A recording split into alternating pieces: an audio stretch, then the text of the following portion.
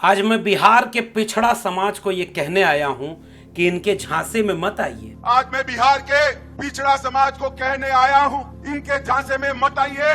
ये जो जाति आधारित सर्वे का फैसला हुआ है, ये फैसला तब हुआ बिहार में जब भारतीय जनता पार्टी बिहार में इस गठबंधन में शामिल थी। ये भारतीय जनता पार्टी का फैसला है। ये जो सर्वेक्षण करा है नीतीश जी ने, सर्वेक्षण करने का फैसला हुआ तब भारतीय जनता पार्टी नीतीश सरकार में हिस्सेदार थी और भारतीय जनता पार्टी का ये फैसला था। गृह मंत्री अमित शाह जब ये बयान दे रहे थे तो वो भूल गए कि ये ऐसा मुद्दा है जिस पर वो घिर जाएंगे, बुरी तरह घिर जाएंगे। ये कोई धर्म का मुद्दा नहीं है जिसमें लोग भावनाओं में बह कर केवल आपकी बातों पर भरोसा कर लेते हैं। आप जिस मुद्दे पर बात कर रहे हैं गृह मंत्री जी, इसकी बात करने वाली आवाम अब इतनी जागरूक हो गई है कि वो परत दर परत उतार करके आपसे सवाल करे। आप तो यूं ही बोल गए ना कि सर्वे में क्या किया, यादव और मुस्लिम आबादी बढ़ाकर।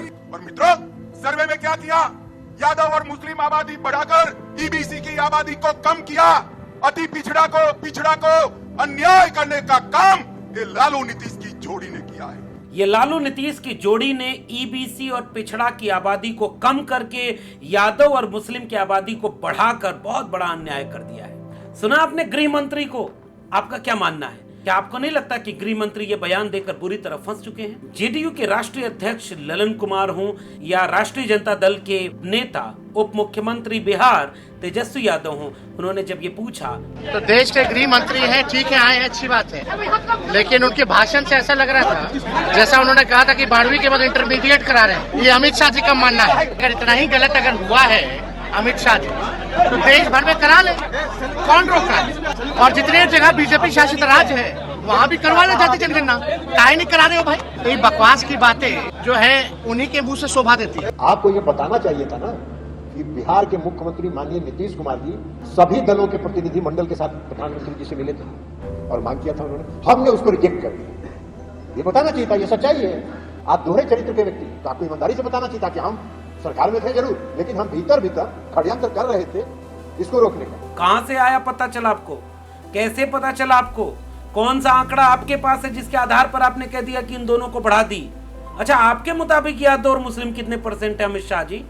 फंस गए ना? देखिए, ये जुमला है, वो उनको भी मालूम है और आपको भी मालूम है, देश की जनता को भी मालूम है। यहाँ जुमला नहीं चलता, ये जुमला है। इसे चुनाव के समय बोलना अच्छा लगता है, लेकिन अब इस देश की ओबीसी, एससी, एसटी की आबादी अब इतनी भी भोली और मासूम नहीं रही कि न तो उसे अपने हक अधिकार का पता हो और न आपके झूठ पर हर झूठ को सच मानने की आदत हो।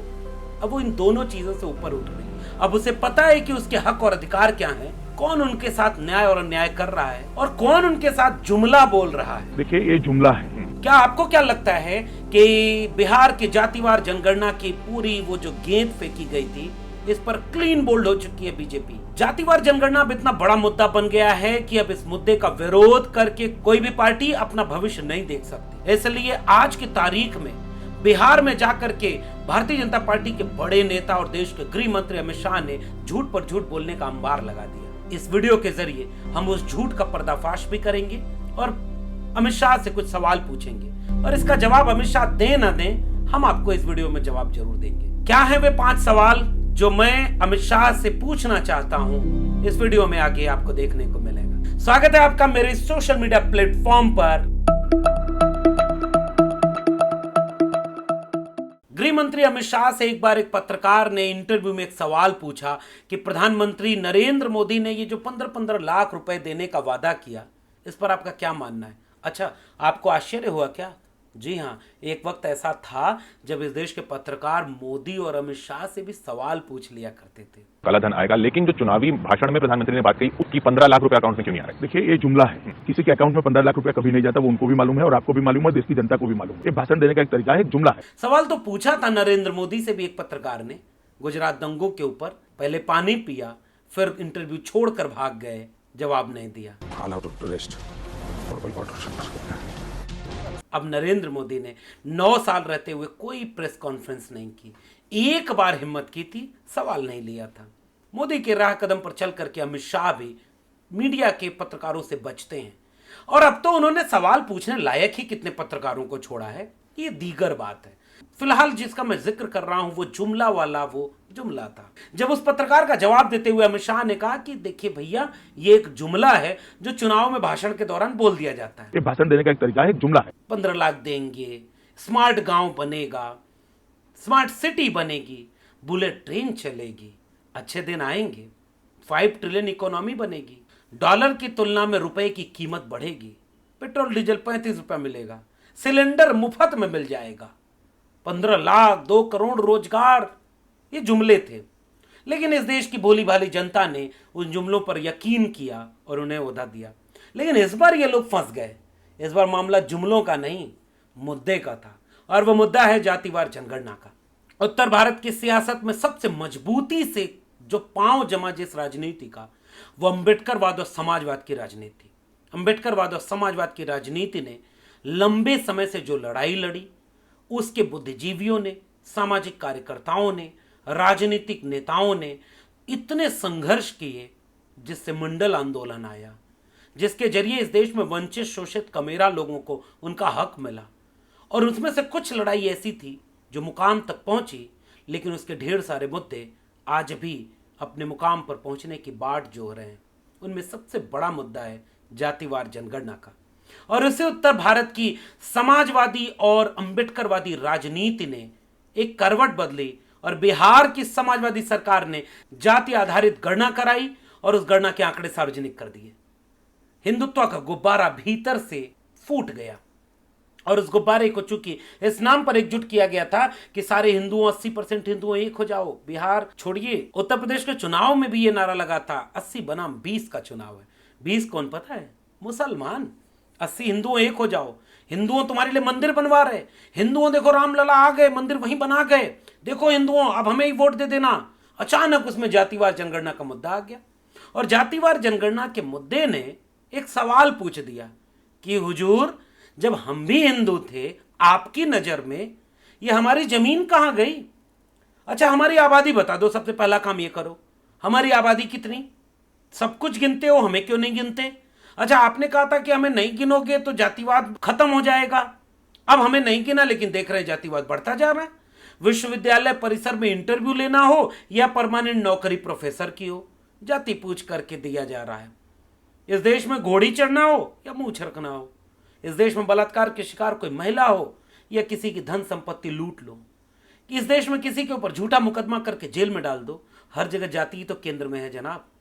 और जातिवादी वो जो जाति के विनाश या जाति के नाम पर गैर बराबरी दूर करके बराबरी की बात करें। ऐसे वक्त में जातिवार जनगणना का मुद्दा इस समय इस देश का सबसे बड़ा मुद्दा है। भारतीय जनता पार्टी लंबे समय तक इसका कवायद करती रही कि जातिवार जनगणना के मुद्दे पर कोई बात न रखनी पड़े, लेकिन समाजवादी आंदोलन की जमीन, कर्पूरी ठाकुर, बीपी मंडल की जमीन बिहार ने, बुद्ध की जमीन बिहार ने, सम्राट अशोक की जमीन बिहार ने, आंदोलनों की जमीन बिहार ने, समाजवाद की जमीन बिहार ने जिस दिन जातिवार जनगणना के आंकड़े सार्वजनिक कर दिए, भारतीय जनता पार्टी उस दिन से बैकफुट पर है। प्रधानमंत्री नरेंद्र मोदी को लगा कि अब इसका विरोध कैसे करें, तो उन्होंने कहा कि भाई जाति नहीं होती, केवल एक ही जाति होती है, गरीब। मेरे लिए गरीब ही सबसे बड़ी आबादी है। अच्छा नरेंद्र मोदी जी, पहले आपसे सवाल पूछता हूं, फिर अमित शाह से कुछ सवाल मुझे करने हैं, लेकिन आप बड़े नेता हैं तो पहले नंबर आपका आएगा। नरेंद्र मोदी जी, एक बात हमको बताइए कि आपको कब पता चला कि केवल एक ही जाति होती है, वो है गरीब? बोला था ना आपने मध्य प्रदेश में जाकर के, और कोई जाति नहीं। देखो ये जाति जनगणना की बात करने वाले माताओं बहनों तुम्हें जाति में बांटेंगे, जब कोटा विदिन कोटा की मांग लोग करने लगे। अच्छा नरेंद्र मोदी जी, आपको यह भाषण देते समय क्या ये याद नहीं था कि गुजरात के मुख्यमंत्री के बाद जब आप प्रधानमंत्री पद के दावेदार थे तो आपने अपनी जाति क्यों बताई कि मैं ओबीसी मां का बेटा हूं? दोनों बाहें फैलाकर बताई थी। एक ओबीसी प्रधानमंत्री को भी सुबह शाम पानी पी पी करके गाली देती रहती है। आपको पेट में दर्द होता है कि एक ओबीसी कैसे प्रधानमंत्री बन गया? हम मोदी को गालियां दे रहे हैं। आपके मन में मोदी के लिए नफरत है, उसकी जाति के लिए नफरत है। ओबीसी को गाली देना बंद कीजिए। मोदी अगर ओबीसी है तो इसमें पूरी ओबीसी जाति का क्या गलती है भाई? अच्छा, इस देश में पहली बार किसी प्रधानमंत्री ने अपनी जाति बताकर अपनी जाति के नाम पर वोट किसने मांगा है? बच्चा भी कह देगा नरेंद्र मोदी ने। 2019 के चुनाव में जब नरेंद्र मोदी ने इस बात को कहा कि मैं अति पिछड़ी मां का बेटा हूं, मुझे वोट दे दो। नरेंद्र मोदी जी क्यों नहीं ये बात बोल गए कि मैं गरीब मां का बेटा हूं? नहीं, ओबीसी का वोट तो लेना था ना। ओबीसी को इस भ्रम में रखना था कि एक ओबीसी प्रधानमंत्री बन रहा है, क्योंकि इस देश में ओबीसी प्रधानमंत्री एचडी देवगौड़ा थे। उन्होंने अपने मुंह से कभी उसके नाम पर वोट नहीं मांगा। अच्छा नरेंद्र मोदी जी, एक बात बताइए, इस आजाद भारत में पहली बार कैबिनेट मंत्रियों की जाति बताई किसने? आपने, आपकी पार्टी ने। 12 दलित, 27 ओबीसी कैबिनेट मंत्री बना दिए। ओबीसी, दलित क्यों बता रहे थे? गरीब की जाति तो होती नहीं, और सांसदों में सारे सांसद एक जैसे, मंत्री एक जैसे, फिर आपने जातियां क्यों बताई? अच्छा नरेंद्र मोदी, तीसरा सवाल, देश में राष्ट्रपति बनाए जाने के बाद उनकी जातियां किसने बताई? चाहे रामनाथ कोविंद जी हों, चाहे वर्तमान महामहिम, उनको कहा गया कि पहली महिला आदिवासी बनाई। अच्छा आप कहेंगे कि आप भी तो पूछते हो कि कितने बने। अरे हम पूछते हैं ना, आप तो नहीं मानते ना जाति, इसलिए आपने क्यों बताई? क्योंकि आपको वहां उनकी जाति का वोट लेना था, उन जातियों के बीच ये मैसेज देना था कि देखो देखो, मैं ओबीसी प्रधानमंत्री बनने जा रहा हूं, ओबीसी लोगों मुझे वोट दे दो। देखो हमने राष्ट्रपति दलित, राष्ट्रपति महिला आदिवासी, और उन्हें अपने संसद भवन के उद्घाटन में नहीं बुलाया नरेंद्र मोदी जी। अच्छा कब आपको पता चला नरेंद्र मोदी जी की जाति केवल गरीब की होती है? मेरे लिए गरीब ही सबसे बड़ी। जब इस देश में आपने उन पार्टियों के साथ अलायंस किया हुआ है जो परिवारवादी भी हैं, बाप और बेटे साथ में जाके आपसे मीटिंग करते हैं, और उनकी जाति के लोगों के सम्मेलन में जाकर के आप कहते हैं आपको न्याय दिलाने का के लिए हम आपके बीच में आए, क्योंकि आपकी जाति का हक ओबीसी की फला यादवों ने ले लिया। अहिरों, कुर्मियों, कोरियों को आपने दुश्मन बना के पेश किया। नरेंद्र मोदी जी, जब आपको फायदा होता है तब तो आप इसकी बात करते हैं, और जब जातिवार जनगणना की बात आई तो आप इसका विरोध करते हैं। भाई अमित शाह जी से कुछ सवाल पूछ लेते हैं। और चूंकि मुद्दा वो ये है कि बिहार में जाकर अमित शाह ने लंबा लंबा भाषण दोनों बाहें फैला कर दिया कि ये भारतीय जनता पार्टी ही वह पार्टी है जिसने बिहार में निर्णय लिया था कि जातिवार जनगणना होगी, तब जाकर नीतीश बाबू जातिवार जनगणना करा पाए। देखिए ये जुमला है। हे मान्यवर अमित शाह महोदय, क्रेडिट लेना हुआ तो आपको ये याद आया। चलिए आपसे सवाल नंबर 1, अगर आपकी पार्टी ने बिहार में जाति आधारित गणना के पक्ष में निर्णय लिया था, समर्थन में खड़ी थी, तो सुप्रीम कोर्ट में आपकी तरफ से जो वकील गए थे उन्होंने अपने एफिडेविट में इसका विरोध क्यों किया? एक दिन में 2-2 एफिडेविट क्यों देने पड़े? पहला वाला एफिडेविट याद है ना, गृह मंत्री अमित शाह जी। इसका जवाब सवाल नंबर 1। देखिए ये जुमला है। सवाल नंबर 2, भारतीय जनता पार्टी की बिहार इकाई बिहार में जातिवार जनगणना का समर्थन करने के लिए बिल पारित कर देती है और जाति आधारित गणना करवा देती है, और आप उसकी क्रेडिट लेने के लिए बिहार में रैली करने चले जाते हैं। आपकी सरकार तो केंद्र में भी है, कई राज्यों में भी है। आपकी किसी राज्य सरकार ने और केंद्र सरकार ने आज तक जाति आधारित जनगणना कराने के लिए कोई भी निर्णय क्यों नहीं लिया? सवाल नंबर 2 है अमित शाह जी, विचार करके टाइम ले लीजिएगा, कोई बात नहीं, आराम से जवाब दीजिएगा, लेकिन इसका जवाब जरूर दीजिएगा। 2021 में जनगणना होने वाली थी ना, जो 10 साल पर होती है पूरे केंद्र सरकार की। 21 में कोविड था, 22 में उसका असर था, 23 में क्या था? दुनिया के सारे काम हो रहे हैं, मंदिर भी बन रहा है, जनगणना नहीं होगी। पता है क्यों? क्योंकि आपको जाति आधारित जनगणना कराने का दबाव इस देश की कमेरा आवाम की तरफ से है। अब आप टटोल रहे हैं कि कब बहुत प्रेशर बनेगा तो ठीक चुनाव के पहले घोषणा कर देंगे, जैसे महिला आरक्षण विधेयक दे दिया, लागू होगा 2029 में कि 2039 में, लेकिन गांव के भोले भाले मासूम लोग झंडा उठाकर दोनों हाथ फैलाकर आपके इस झूठ पर भरोसा कर लेंगे कि महिलाओं को आरक्षण दे दिया मोदी ने, लागू ही नहीं होगा। ऐसे ही डर इस बात का है कि अगर दबाव बना इस देश के कमेरा लोगों का तो झूठा बोल देंगे चुनाव के पहले। तो सवाल का जवाब तो देते जाइए। अब तक आपकी किसी राज्य सरकार ने या केंद्र सरकार ने, नरेंद्र मोदी जी और अमित शाह जी, आपकी किसी भी सरकार ने जाति जनगणना क्यों नहीं कराई? बिहार में क्रेडिट ले रहे। अच्छा बगल में उत्तर प्रदेश है, एक बार बाबा को जाकर बोलिए कि तुरंत जातिवार जनगणना कराओ। और हे बाबा, लखनऊ की कुर्सी पर बैठकर तुमने आरोप लगाया जो था कि यादव थाने में भरे हैं, यादव सारा हक ले लिया ओबीसी का। 6 साल से यूपी में तुम्हारी सरकार है, अब जरा आंकड़े सार्वजनिक करो। 46 में 56, ना गलती हो गई, 86 में 56 एसडीएम यादव थे। जब पूछ दिया गया कि उसका सबूत दिखाओ, सबूत क्यों नहीं दिखाए? देखिए ये जुमला है। आप तो सरकार में डबल इंजन की सरकार, यानी लखनऊ में भी बीजेपी और दिल्ली में भी बीजेपी। एक बार जरा उत्तर प्रदेश में कितना यादवों ने हक मार लिया है, कितनी नौकरी ऐसी है जिसमें यादव अपनी आबादी से ज्यादा हैं, इसका आंकड़ा सार्वजनिक कर दो। जरा बाबा को बताइए अमित शाह जी, नहीं बताते। लखनऊ में जाति जनगणना नहीं होगी, पटना में हो गई तो क्रेडिट लेने के लिए चले गए। तीसरा सवाल, अमित शाह जी एक बात बताइए, जब पिछली बार सदन में एक सांसद ने यह पूछा था कि क्या केंद्र सरकार जातिवार जनगणना कराएगी, तो आपके मंत्री ने क्यों यह जवाब दिया कि हम जाति जनगणना नहीं कराएंगे? और अब आप बिहार में जाकर थोड़ा कसमसा रहे हैं क्योंकि नया जुमला बोलने की तैयारी कर रहे हैं और उस जुमले में आप बोल देंगे कि हम कराने वाले हैं जाति जनगणना।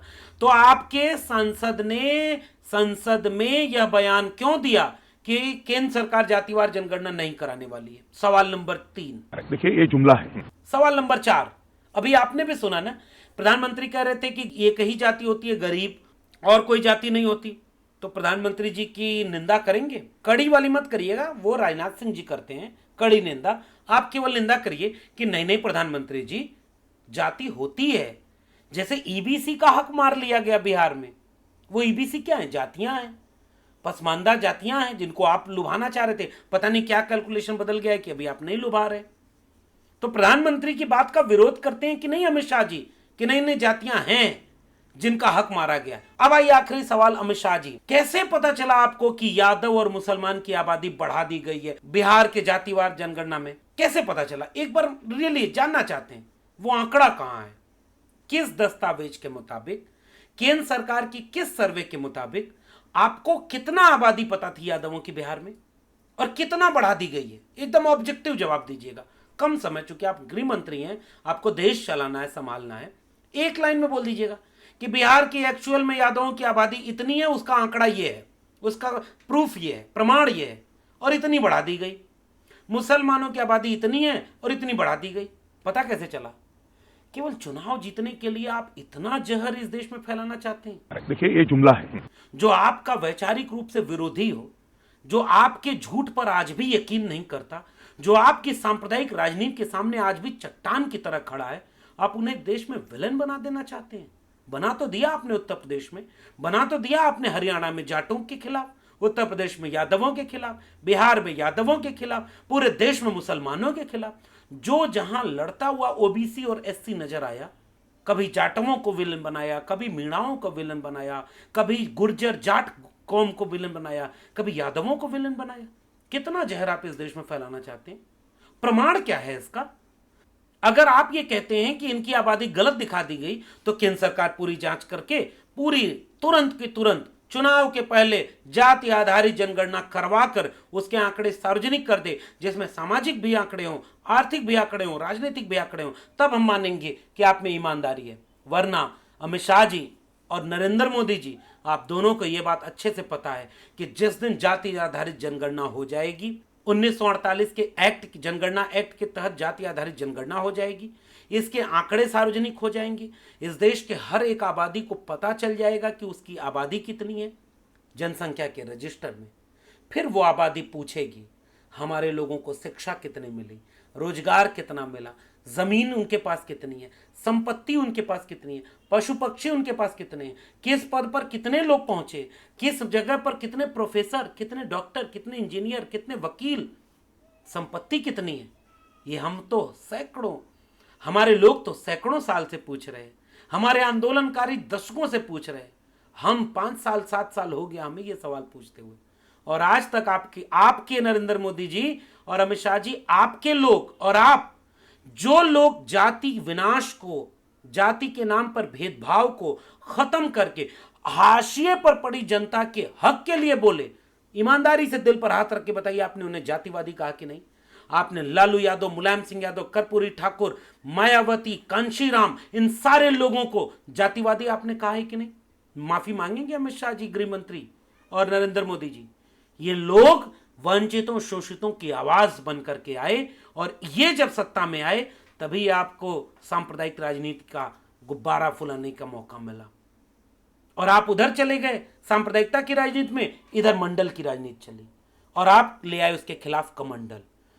अमित शाह जी और नरेंद्र मोदी जी, कहां से मेरे मुंह से कमंडल निकल आया। चलिए एक सवाल दोनों से पूछ लेता हूं। आप दोनों अगर इस देश की ईबीसी, ओबीसी, दलित, इन सब के हितैषी थे, आपकी पार्टी ने मंडल कमीशन का विरोध क्यों किया था? और मंडल के विरोध में कमंडल कौन ले आया था? इन सारे सवालों का जवाब एक बार दे दीजिएगा, क्योंकि आपको पता है कि जातिवार जनगणना हिंदुत्व की सबसे स्थायी काट है और बिहार ने वो काम कर दिया है। अगर जो भी इस देश में राजनीति करना चाहेगा उसे अब जातिवार जनगणना का समर्थन करना पड़ेगा। इसका विरोध करके तो राजनीति संभव ही नहीं। अब तो हिसाब होगा न्याय का, अब तो हिसाब होगा हक और अधिकार का, अब तो हिसाब होगा बराबरी का, जो इस देश का संविधान इस देश के हर नागरिक को देता है। चलिए आप लोग को समय देते हैं, आप प्रधानमंत्री हैं, आप गृह मंत्री हैं, आपके पास समय कम है, लेकिन अगली वीडियो जब तक मेरे चैनल पर आ रही है, मैं उम्मीद करता हूं कि तब तक इन सवालों का जवाब आप देंगे। देखिए ये जुमला है, और जब तक नरेंद्र मोदी जी और अमित शाह जी जवाब नहीं देते, तब तक आप जवाब दीजिए कि आपके हिसाब से इन सवालों के क्या जवाब होंगे। देखिए ये जुमला है। फिर मिलते हैं किसी और वीडियो के विश्लेषण के साथ। तब तक झूठ से बचिएगा, धोखे से बचिएगा, देखिए ये जुमला है, जहर से बचिएगा, इससे पहले कि बचने का मौका ही खत्म हो जाए। बहुत बहुत धन्यवाद।